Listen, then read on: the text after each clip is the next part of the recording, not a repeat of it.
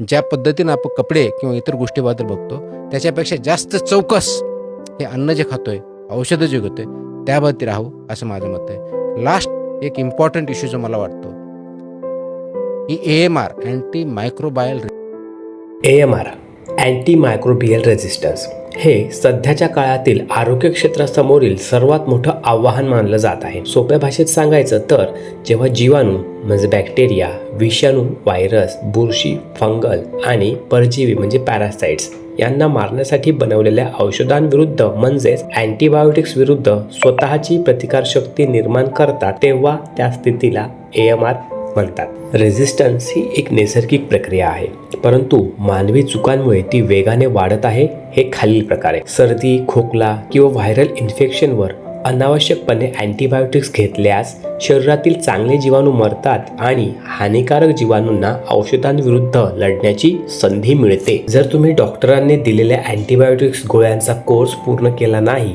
तर काही जीवाणू जिवंत राहतात. हे जीवाणू औषधांची रचना ओळखतात, अधिक शक्तिशाली होऊन पुन्हा हल्ला करतात. म्हणजेच हल्ला बोल. डॉक्टरांच्या सल्ल्याशिवाय किंवा चुकीच्या पद्धतीने प्रतिजैविकांचा म्हणजेच अँटीबायोटिक्सचा वापर केल्यामुळे जीवाणू म्हणजे बॅक्टेरिया त्या औषधांशी जुळवून घेतात आणि त्यांच्यावर त्या औषधांचा काहीही प्रभाव पडत नाही.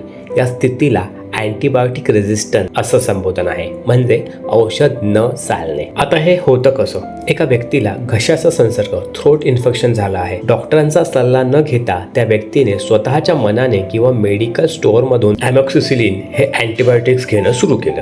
कोर्स 5 दिवसाचा होता, पण त्यांनी 3 दिवसाला बरं वाटू लागल्यावरती औषध घेणंच बंद केलं. येथे औषधाच्या पहिल्या 3 दिवसाच्या माऱ्यामुळे शरीरातील साधारण किंवा कमजोर जीवाणू मरून जातात. जे 10 ते 20% जीवाणू अतिशय शक्तिशाली किंवा लवचिक असतात ते औषधांचा हा मारा सहन करून जिवंत राहतात. हे जिवंत राहिलेले जीवाणू स्वतःच्या जनुकांमध्ये बदल करतात, त्या औषधांविरुद्ध लढण्यासाठी ताकद निर्माण करतात, वेगाने आपली संख्या वाढवतात. काही महिन्यानंतर त्या व्यक्तीला पुन्हा त्याच प्रकारचा संसर्ग होतो. त्यावेळी डॉक्टर तेच औषध पुन्हा लिहून देतात, परंतु आता ते जीवाणू त्या औषधाला जुमानत नाहीत, कारण ते रेझिस्टंट सुपरबग्स मध्ये बदललेले असतात. परिणामी ते औषध पूर्णपणे निष्प्रभ ठरते. आता दुसरं उदाहरण: जर एखाद्या व्यक्तीला सर्दी किंवा तापासारखं व्हायरल इन्फेक्शन झालं असेल आणि त्यावर त्याने प्रतिजैविक घेतलं तर त्यांचा प्रभाव फक्त जीवाणूंवर चालत असल्याने विषाणूंवर त्याचा काहीही परिणाम होत नाही. उलट त्यामुळे शरीरातील चांगले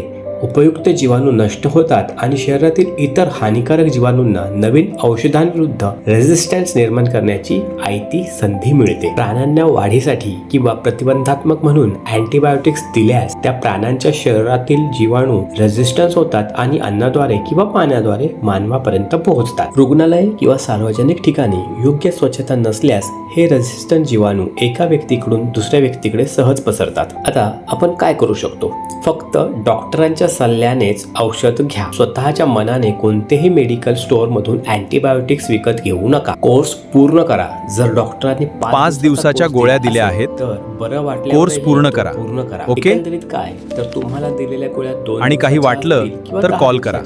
त्या पूर्ण घेणे आवश्यक आहे. प्रतिबंधात्मक उपाय म्हणून वारंवार हात धुणे, पिण्याचे पाणी शुद्ध ठेवणे, लसीकरण करून घेणे, त्यामुळे संसर्गाची शक्यता कमी होते आणि परिणामी औषधांची गरज कमी भासते. व्हायरल इन्फेक्शनवर अँटीबायोटिक्स काम करत नाहीत हे समजून घेणे महत्त्वाचे आहे. AMR बद्दल अधिक माहिती घेताना त्याचे दीर्घकालीन परिणाम आणि जागतिक स्थिती समजून घेणे गरजेचे आहे, जेणेकरून या समस्येचे गांभीर्य लक्षात येईल. मूत्रमार्गाचा संसर्ग, निमोनिया, क्षयरोग आणि जखमांचे संसर्ग आता अधिक गुंतागुंतीचे होत आहेत, कारण त्यावर सध्याची औषधं काम करत नाहीत. कोणतीही मोठी शस्त्रक्रिया, सिझेरियन करताना संसर्ग टाळण्यासाठी अँटीबायोटिक्स लागतात. जर औषध काम करत नसतील तर शस्त्रक्रिया करणे जीवघेणे ठरू शकते. रेझिस्टंट संसर्गामुळे रुग्णालयात दीर्घकाळ राहावे लागते, महागडी आणि तीव्र औषधे वापरावी लागतात, त्यामुळे आर्थिक भार वाढतो. AMRला सायलेंट पॅन्डेमिक म्हटले जाते. याचे कारण असे की शेती, सांडपाणी आणि प्रक्रिया न केलेल्या कचऱ्यातून हे रेझिस्टंट जीवाणू माती आणि पाण्यात मिसळतात.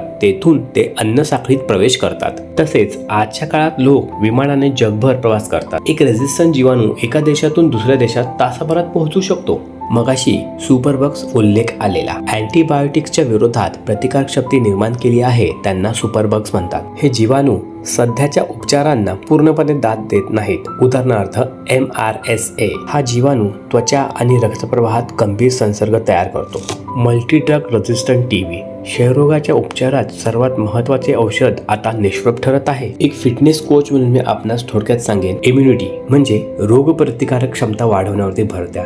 नैसर्गिक आहारातून आणि जीवनशैलीतून म्हणजे आपले 5 पिलर्स संतुलित आहार, व्यायाम, चांगली झोप, पाण्याचा योग्य वापर आणि सकारात्मक विचार याद्वारे स्वतःची नैसर्गिक रोगप्रतिकारक शक्ती वाढवता येईल. सेंद्रिय आहारावरती भर द्या, ज्यामुळे अप्रत्यक्षपणे अन्नातील अँटीबायोटिक्सचा प्रभाव कमी होईल. थोडक्यात सांगायचे तर AMR ही केवळ डॉक्टरांची किंवा सरकारची जबाबदारी नसून ती एक सामाजिक समस्या आहे. आपण जेवढा जबाबदार बनू तेवढीच पुढची पिढी सुरक्षित राहील. आपलं प्रेम असंच निरंतर राहू द्या. जास्तीत जास्त लोकांना AMR ज्ञान मिळण्यासाठी लिंक शेअर करा आणि नवीन व्हिडिओ आपल्याकडे पोहोचण्यासाठी सबस्क्राईब करा.